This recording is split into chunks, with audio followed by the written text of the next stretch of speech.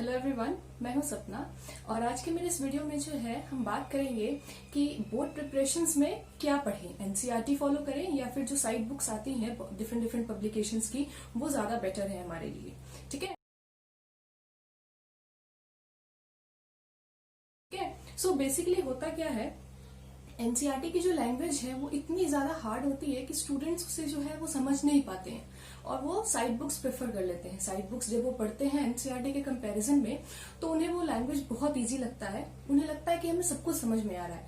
तो एनसीईआरटी पढ़ के हम अपना टाइम वेस्ट कर रहे हैं और हम साइड बुक्स से ही जो है अपनी प्रिपरेशन कर सकते हैं बोर्ड की। ठीक है, बट एज अ टीचर मेरा पॉइंट ऑफ व्यू अलग है ना।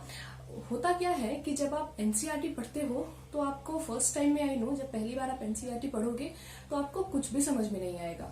थोड़ा बहुत आएगा बट उतना नहीं आएगा जितना आना चाहिए। ठीक है, सो आपको हार्ड लगेगा वो, आप उसे दोबारा पढ़ो, आपको सब जरूर कुछ ना कुछ समझ में आएगा। 2-3-4 बार जब आप उसे पढ़ोगे अच्छे से, एक तो इससे क्या होगा कि आपकी रिवीजन होगी, प्लस जो है आपका ब्रेन पे जो है वो लोड पड़ेगा कि हाँ ये चीज कैसे होनी चाहिए, क्या है आखिर।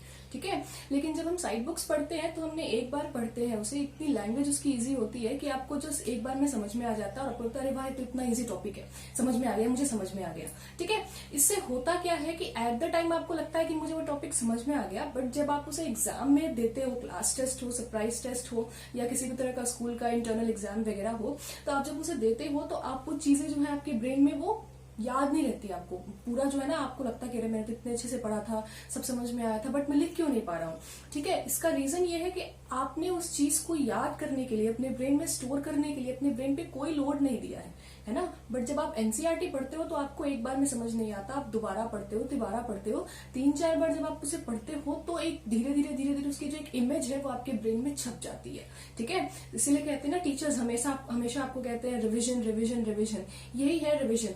एक बार आप जब कोई भी चीज पढ़ते हो, वो इजी हो या हार्ड हो, एक बार में वो जो है आपके दिमाग में उसका इमेज नहीं बनता है। ठीक है, उसे रेगुलर टाइम पे रिवीजन जो है या 3-4 बार उसे बार बार जो है रिवाइज करना जरूरी होता है और यही एक एनसीईआरटी का बेनिफिट है। दूसरा बेनिफिट ये है कि साइड बुक्स जो है वो अपनी मार्केटिंग करने के लिए उसमें जो है आपको बहुत ज्यादा जो है सिलेबस के एक्स्ट्रा भी जो है आपको वो उसमें दिया रहता है ना। एक एग्जाम्पल के बदले 2 एग्जाम्पल, 3 एग्जाम्पल, है ना। एक टॉपिक को जो है जितना चाहिए उससे ज्यादा इलेबोरेट कर दिया जाता है, तो स्टूडेंट्स को लगता है कि अरे वाह, तो इसमें एक्स्ट्रा नॉलेज भी है हमारे पास। ठीक है, बट द फैक्ट इज आप साइड बुक्स पढ़िए, अच्छी बात है अगर आपको एक्स्ट्रा नॉलेज चाहिए तो, बट अगर आप बोर्ड प्रिपरेशन के पॉइंट ऑफ व्यू से पढ़ रहे हैं तो फिर उस एक्स्ट्रा नॉलेज को स्टोर करने का कोई फायदा नहीं है आपको। ठीक है, बिकॉज वो जो एक्स्ट्रा एग्जांपल्स वगैरह या जो भी एक्स्ट्रा टॉपिक जो आपकी एनसीईआरटी में जिसका मेंशन नहीं है वो उसमें दिया रहता है, तो वो आपके किसी काम का नहीं है। ठीक है, and the second thing is कि जो भी क्वेश्चन आते हैं वो एनसीईआरटी से ही आते हैं। एनीथिंग आप अभी तक का हिस्ट्री है, ये उठा के देख लो आप, कोई भी पेपर एनसीईआरटी से बाहर कुछ नहीं पूछा जाता है। ठीक है, बहुत सारे स्टूडेंट ऐसे बोलते हैं कि मैंने पूरी एनसीईआरटी अच्छे से पढ़ी है बट उसमें से जो है ये क्वेश्चन जो है एनसीईआरटी में नहीं है, तो ये आपकी गलत फहमी है, आपने एनसीईआरटी अच्छे से नहीं पढ़ी है।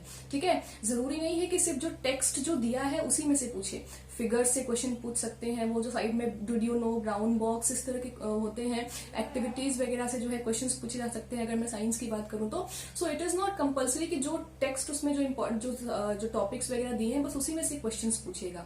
फिगर से रिलेटेड कभी कभी ऐसा होता है कि एनसीईआरटी जो है वो अपनी सारी चीजों को इलेबोरेट करके नहीं लिखती है, वो दबे शब्दों में लिखती है।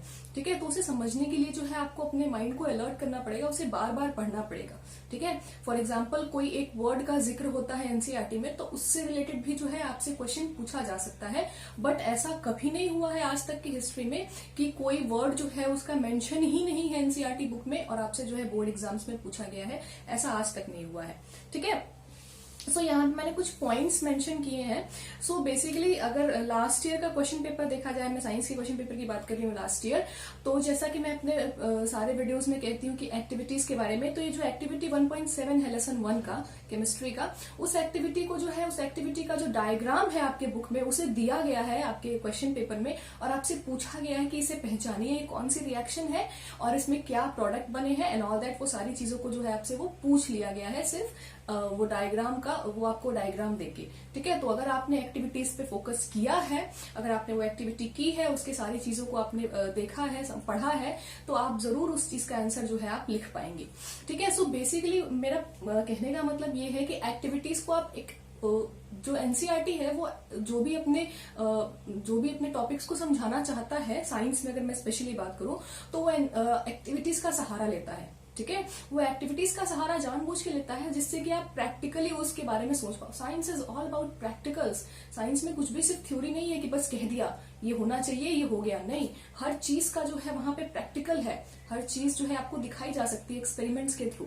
तो वही एक्सपेरिमेंट्स के थ्रू जो है साइंस आपको एक्टिविटीज में जो है बुक आपको समझाया जाता है, और फिर उन्हीं एक्टिविटीज से आपको पूछा जाता है कि आपने सचमुच उसको प्रैक्टिकली समझा है या नहीं समझा है, विच इज द मेन की टू अंडरस्टैंड साइंस। ठीक है, जब तक आप उसे प्रैक्टिकली कुछ चीज नहीं देखोगे, अब लाइक नर्सरी में एक बच्चा है, मैंने उसे बोला एप्पल, एप्पल लाल होता है, ये होता है, शायद उसे उतना समझ में नहीं आए, बट अगर मैं उसे एप्पल दिखा के बोलूं कि दिस इज अ एप्पल, तो उसे ज्यादा समझ में आएगा। उसी तरह जो एक्टिविटीज होती हैं आपके साइंस में, वो सारी चीजें आपको एक्सप्लेन करती है कि क्या होगा, कैसे होगा, है ना। प्लस अगर आपके स्कूल में लैब्स वगैरह भी होते हैं, है ना, तो कुछ स्कूल में नहीं होते हैं, I know that, but still activities अगर आप पढ़ेंगे तो आपको जो है चीजें ज्यादा समझ में आएंगी। अगर आपके स्कूल में लैब होता है तो वो एक आपका प्लस पॉइंट है कि आपको और ज्यादा जो प्रैक्टिकल हम करके देखते हैं वो हमें ज्यादा और समझ में आता है। ठीक है, सो उसके बाद जो है बेसिकली अगर आप एनसीईआरटी पढ़ रहे हैं तो एक तो आप अगर मैं केमिस्ट्री की बात करूं तो आप रिएक्शंस पे बहुत फोकस कीजिए।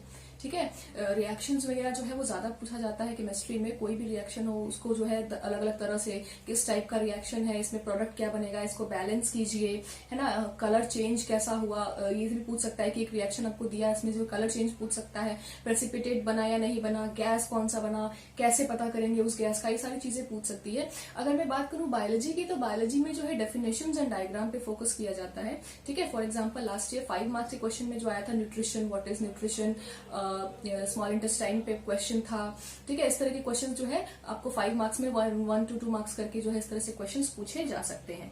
ठीक है, और उसके बाद लास्ट थिंग जो मैं आपको कहूंगी कि आप जो है डायग्राम्स की प्रैक्टिस बहुत अच्छे से कीजिए। लेबलिंग डायग्राम्स की, आपको डायग्राम दिया हुआ आ सकता है और उसकी लेबलिंग करने को पूछ सकता है, या फिर आपको एक वेल लेबल डायग्राम बनाने को बोल सकता है। ठीक है, आपको उसमें मेंशन कर देता है वो चीजें कि ये चीजें आप जो ये डायग्राम बनाओगे। For example last time I think male reproductive system का डायग्राम आया था, और उसको जो है उसने मेंशन किया था कि ये पॉइंट्स जो है ये चीजें जो है आप अपने डायग्राम में लेबल कीजिएगा। तो इस तरह के क्वेश्चंस आते हैं। फिजिक्स की अगर बात की जाए तो बच्चे न्यूमेरिकल से बहुत ज्यादा डरते हैं, पर ज्यादा डरने की जरूरत नहीं है। फिजिक्स में भी जो है बेसिकली थ्योरी पूछती है। Numerical I think 4-5 marks, I think not, मतलब बहुत कम पूछता है, 2-3-4-5 मार्क्स का ही जो न्यूमेरिकल्स आपसे पूछता है। सो न्यूमेरिकल्स पे फोकस कीजिए, बट ज्यादा फोकस आप न्यूमेरिकल्स पे, ऐसा स्टूडेंट्स बहुत करते हैं कि सिर्फ न्यूमेरिकल्स पढ़ते हैं, न्यूमेरिकल आएगा, और वो थ्योरी पे कंसंट्रेट नहीं करते हैं, जबकि थ्योरी भी पूछती है फिजिक्स में। तो ऐसा कुछ नहीं है कि सिर्फ न्यूमेरिकल ही पूछा जाता है। So this was all about. तो आई विल प्रेफर, बात थी एनसीईआरटी और साइड बुक्स की, तो आप साइड बुक्स को एज अ हेल्प बुक ले सकते हैं, बट मैं कभी भी ये सजेस्ट नहीं करूंगी कि आप सिर्फ हेल्प बुक पढ़ के जो है आप एग्जाम दो। आप हमेशा लॉस में रहोगे। आई गारंटी यू कि अगर आप साइड बुक्स कितनी भी अच्छी तरह प्रिपेयर करके जाओगे, आप 70% से ऊपर मार्क्स स्कोर नहीं कर सकते हो। बट अगर आप एनसीईआरटी अच्छे से पढ़ के जाओगे तो आप 90% अबव मार्क्स बहुत अच्छे से स्कोर कर सकते हो। सो आई विल प्रेफर कि आप एनसीईआरटी को जरूर पढ़ें, एंड प्लीज एनसीईआरटी सिर्फ एक बार मत पढ़ें। एनसीईआरटी समुंदर है, उसको समझने के लिए जो है आपको फुल कंसंट्रेशन के साथ उसको अपने आप को जो है उसको समर्पण करना पड़ेगा, अगर मैं बोलूँ तो। सो एनसीईआरटी को जो है आई विल प्रेफर आप मिनिमम पूरे साल में 10 बार पढ़ें। ठीक है, अगर आप सिर्फ एनसीईआरटी 10 बार पढ़ लेते हैं तो दिस इज माय गारंटी कि आपका बोर्ड में 90% से अबव मार्क्स 100% आएगा। ठीक है, और अगर आप एक अच्छे स्टूडेंट है और अगर आपने बहुत अच्छे से उसको फुल, मतलब बाकी तो आपकी कैपेसिटी पे भी डिपेंड करता है कुछ चीजें, है ना। सो अगर आप कैपेबल है तो आप 95 प्लस भी जो है वो स्कोर कर सकते हैं एनसीईआरटी की हेल्प से। और वो सिर्फ आप साइड बुक्स पढ़ के स्कोर नहीं कर सकते हैं, आपको जो है एनसीईआरटी पढ़ना ही पड़ेगा। ठीक है, अगर बात मेरी की जाए तो मैंने तो वैसे 2010 में बोर्ड दिया था। सो 10 साल बहुत बड़ा डिफरेंस होता है। बट एट द टाइम मैं क्या थी, I was not a good student at all, I was not studious, मैं पढ़ती नहीं थी। लास्ट जब 1 महीना मेरे पास बचा था तो I thought what to do. मैंने सिर्फ एनसीईआरटी पढ़ा सारे सब्जेक्ट्स का, स्पेशली अगर बात करें मैथ्स और साइंस में तो मैंने only and only NCERT focus किया and I have scored 86% in my board. ठीक है, मैं पढ़ने वाली नहीं थी, अगर मैं पढ़ती तो शायद थोड़ा और आ सकता था, है ना। बस जैसे कि रिएक्शंस वगैरह भी हैं तो उसमें जो है आपको हल्का सा चेंज वो कर सकता है, लेकिन सेम उसके बाद आपको जो है रिएक्शंस अगर आपको करने आती हैं, कौन सा चीज किसके साथ पॉजिटिव नेगेटिव जो है वो आपको, अगर आयनिक बॉन्ड्स अगर आपको बनाने आता है, ठीक है, उसकी अगर आपको समझ है तो अगर रिएक्शंस में कोई कंपाउंड चेंज भी किया है तो आप उसे इजीली कर सकते हैं। So this was all about. So I will prefer all my students कि आप एनसीईआरटी जरूर फॉलो करें।